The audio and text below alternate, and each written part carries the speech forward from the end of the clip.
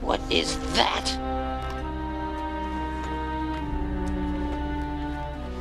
A thing of darkness. A night fear. Don't even look at it. That face, it's horrible. Where does it come from? A long way away, on a rock at the edge of the world, lived a woman with terrible claws, wings of bronze, and breath as foul as corpses. Her hair was a nest of poisonous snakes, hissing, alive. Catch her stare, and she could turn you to stone. Her name was Medusa, the Gorgon.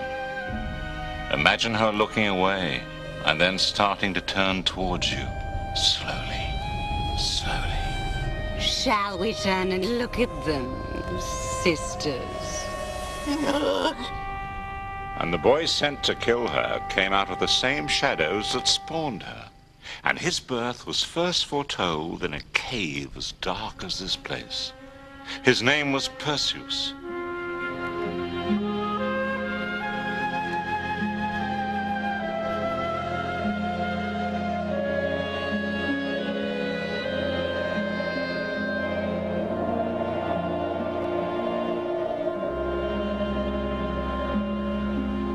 Perseus, king of Argos, had a daughter, Danae.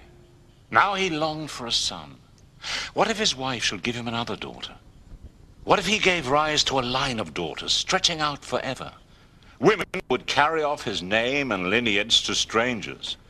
This ache for a boy child, an heir, gripped his heart, and he made sacrifice after sacrifice to the gods, creators of earth and sky and moon, until finally, desperate, he sought out the oracle. Who's there? Perseus, king of Argos. What does the king wish to know? There's a shame in asking what's to come. And the king of Argos knelt in the darkness with a dry mouth, his heart tapping like the wind at the temple door. I want a son. A son? There will be a boy. The king's heart lurched in the darkness. A son. But not your son, Perseus, king of Argos. Your daughter's son. Danae will have a boy, and you shall hear his laughter. And this boy, one day, he'll kill you. He'll kill you. Lights! He'll kill you. Lights! Do you hear me? Lights!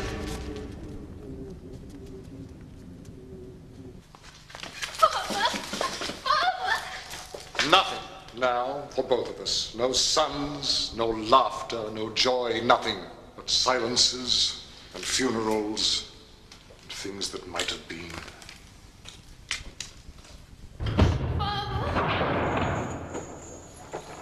Poor girl. Oh, yes. Terrible. Shut forever in a chamber of solid bronze from which there could be no escape. Nothing. Nothing now but the dark and silence and the trickle of sunlight in the corner of the cell. Danae found all her hope in that finger of light. Looked at it, week after week, month after month, year after year, until one day, as she gave herself up to the light, it turned to gold, real gold, streaming into her lap as she lay there.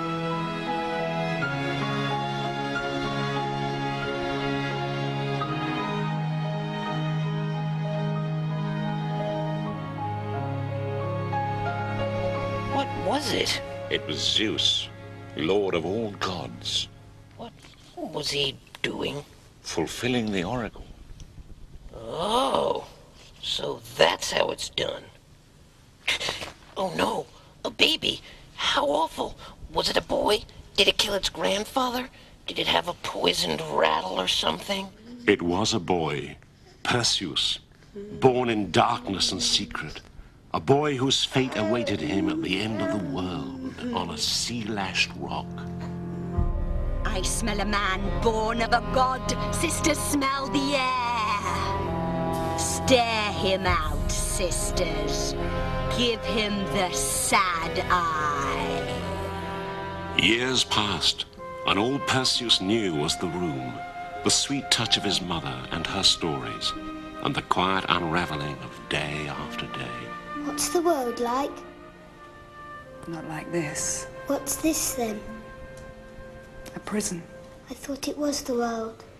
When Perseus was 6 years old, Danae made for him a sword from wood, pulled from her bed and smoothed on the stone floor. When she placed it in his hands, the little boy just stood there, his pale eyes troubled. You fight with it. You fight monsters with it. A long way away on a rock at the edge of the world lives a woman with terrible claws, wings of bronze, and breath as foul as corpses. Her hair is a nest of poisonous snakes, alive and hissing. Catch her eyes, and she'll turn you to stone.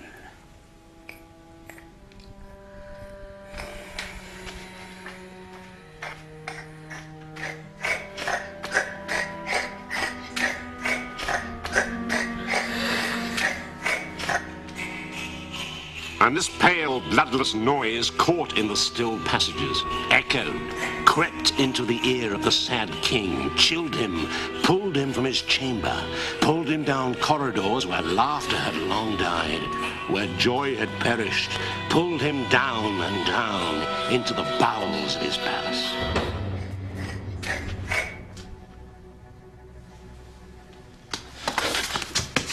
Don't kill him. Please. Please don't kill my boy.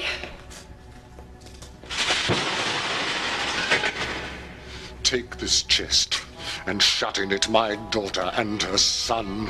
Cast it from the highest cliff into the ocean, and let the seas mash them and the rocks grind them. Perseus could feel the chest lifted, hear the clash of heel on stone, and then the drag, the lurch, as the chest was carried off, where they knew not, and then cold, sharp, salt air seeping into the wood. He clung in silence to his silent mother. He must have been frightened. Imagine suddenly a heave, and then the world dropping from the pit of your stomach. The fall, the forever fall, the plunge, turning over and over, clinging together. And then the smash of wood on water and the wetness forcing in. That's terrible. They just drowned? They should have drowned. They dreamed they drowned. But then they woke, and they were still there. Still locked in the dark, but now the dark moved them from side to side, rocked them. They floated. They floated, pulled by currents, tugged by tides. How long this lasted, who knows? There were no days or nights, only drifting in and out of sleep, on and on.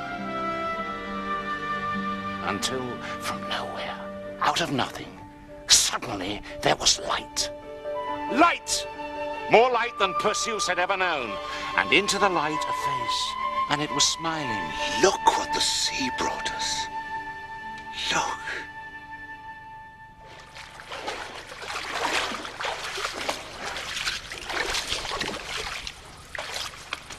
What are you thinking, son? When I was small, we lived in a prison. I remember the prison. There was a narrow window. It was always quiet. Sometimes I miss the darkness. I miss the shadows and the silence. My house is full of shadows. Come and live with me. Is this your son? He is my son.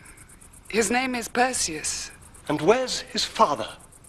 Dictys, is this your son? He has no father. Well, a boy needs a father. How would you like me to be your father? How would you like to live in a palace full of shadows? It could be easily done. All I would have to do is take your mother for my wife. Leave my mother alone. Who are you? His name is Polydectes, king of all this island. Stealer of farms, liar. Gatherer in of beautiful things. And if I choose, I will take your mother for my wife, I will marry her in 6 days. Come to the wedding, if you can afford a bride gift. Is that a treasure chest, Perseus? Bring your weight in gold coins, Perseus. Bring your oak chest full of gold pieces. I have no gold. The chest is empty. Oh dear. What is to be done?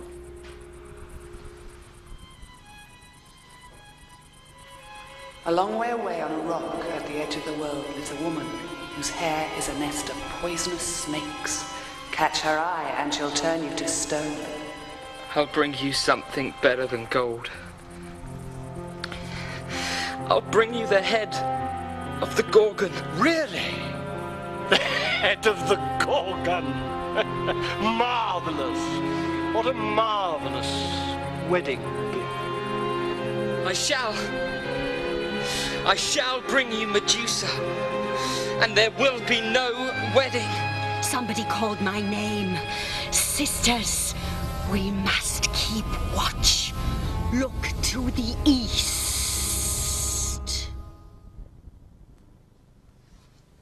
And so it was that Perseus, half child, half god, found himself with 5 days and 5 nights to bring back the severed head of the Gorgon, fringed with snakes, the gaze that froze, to prevent the marriage of his mother to the tyrant Polydectes, lord of Seriphos. I don't know who I hate more, this Polydectes or the Gorgon.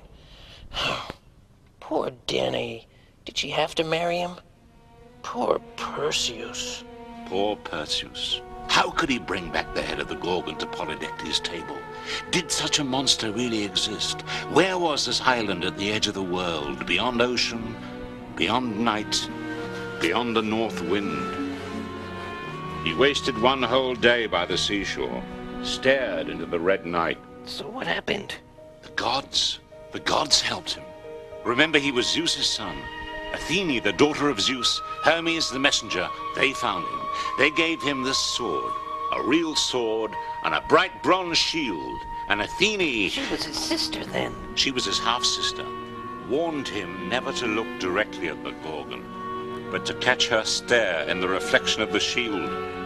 Go to the Graiai, she told him, sisters of the Gorgon. They will know where to find her. And at length Perseus found the Graiai, 3 hags who had but 1 tooth and 1 eye between them, the Gorgon sisters. Zeus, father of the gods, lord of the storm, cloud gatherer, give me that 6. Give her a 2. Give her a 2. Give her nothing, Zeus. Give her nothing. Who's there? A traveller. And I hold the eye. Give it to me. Not until you tell me where I may find the Gorgon. Give me the eye. I'll tell you. Me. The Graiai screeched and spat and clawed to betray their sister. But Perseus would not give up the eye until he knew everything. I'll tell you everything. Give it to me. I'll tell you anything. Anything. Go to the nymphs of the Styx. They have the cap of invisibility, the winged sandals to carry you. I know where they are. Here's your eye. Betrayers! I have it! Go, stranger! Go to the nymphs! Take every weapon! Make yourself invisible! It will not help you! My sister will freeze the breath in your throat! He's coming, sister! He's coming! He's coming, my sisters. I smell him on the breeze. He is coming to me. Is that it? The cap of invisibility? Nice. It's dogskin. I don't believe you. That cap is dogskin? That's disgusting. Well, it is. Yuck. 3 things he had from the Stygian nymphs, as beautiful in their black lake as the Graiai were foul. The Cuni, cap of invisibility. The Cabyssus, a leather pouch in which to carry the Gorgon's head, and winged sandals so that he might fly. They say he flew out so far, he came to the place where the great Titan Atlas stood, whose punishment it was to hold up the heavens. And he called out to the sad giant, but his voice was tiny. Medusa! Medusa the Gorgon, how can I find her? Is it a man? All sounds are small. You make such a noise about your destiny. I am tired of bearing the weight of the heavens. And if I let go, that sky will fall on your heads. I seek Medusa, the Gorgon, whose look turns to stone. The Gorgon? The Gorgon is on a rock at the edge of the world. I dream she passes, and her stare turns me to stone. No more wait. Come closer. Come closer. Come closer. Was she waiting? She was waiting for him, wasn't she? Oh, yeah, she was waiting. No, stop it.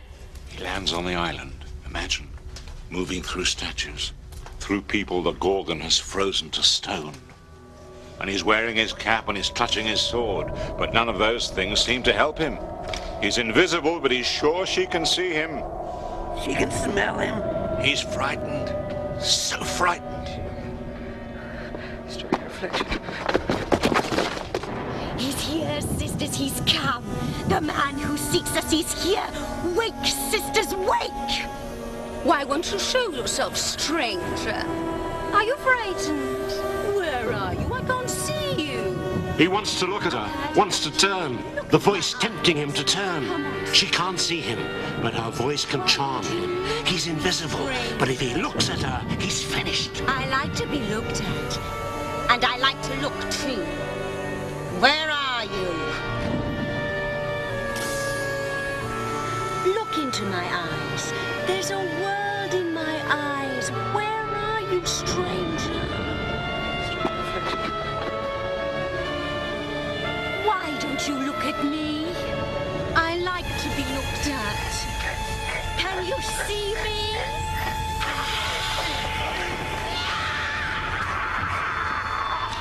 Medusa! Oh, sister! Where is he? Kill him! He did it. He did it. Who are these other Gorgons? You never mentioned 3 Gorgons. If I told the whole story, your head would burst. There is no one story. There are branches, rooms, like this place. Rooms, corridors, dead ends. What about the minutes his mother spent waiting? The minutes running away, what happened to them? Or Dictys, his family broken on a whim?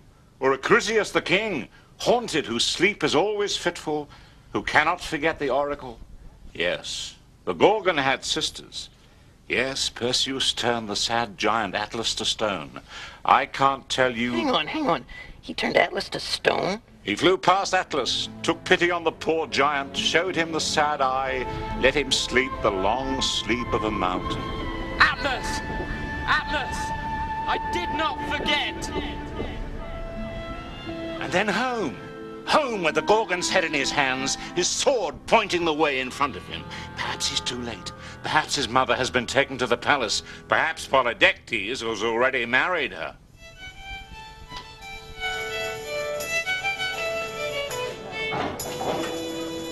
Who's this? Don't you know me, Polydectes? Perseus? Let her go!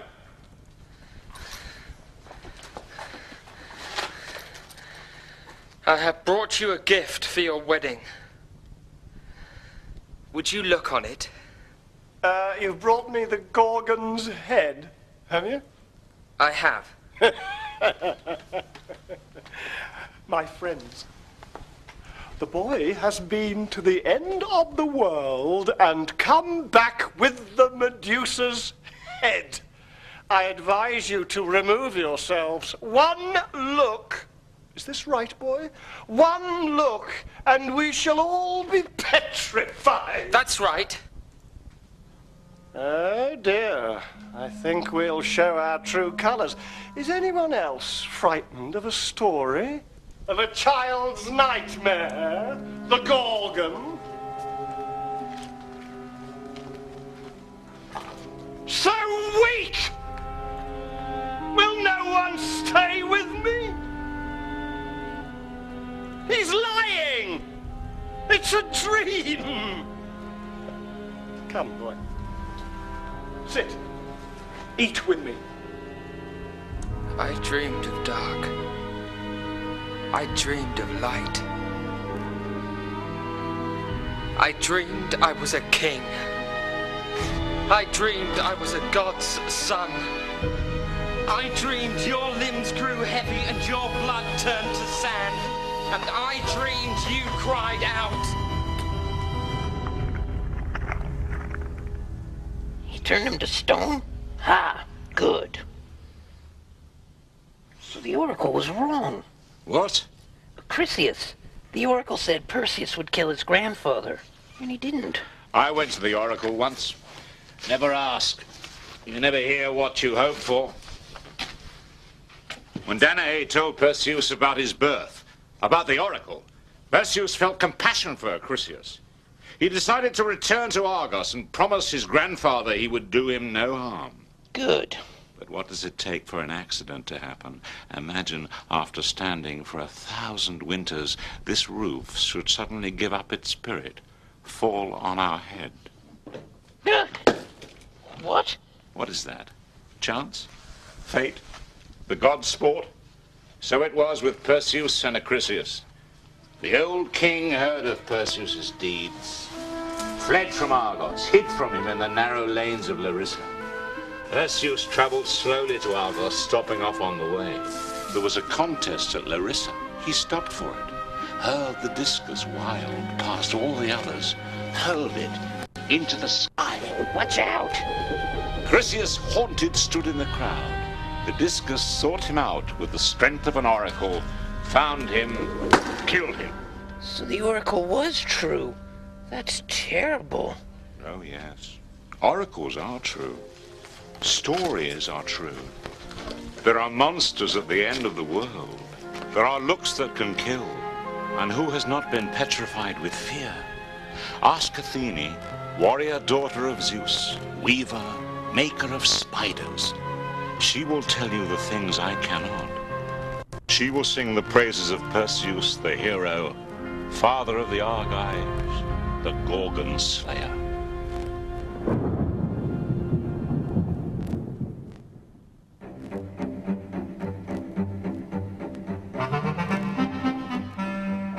Discover more Greek myths next Sunday night at 8 on the Disney Channel.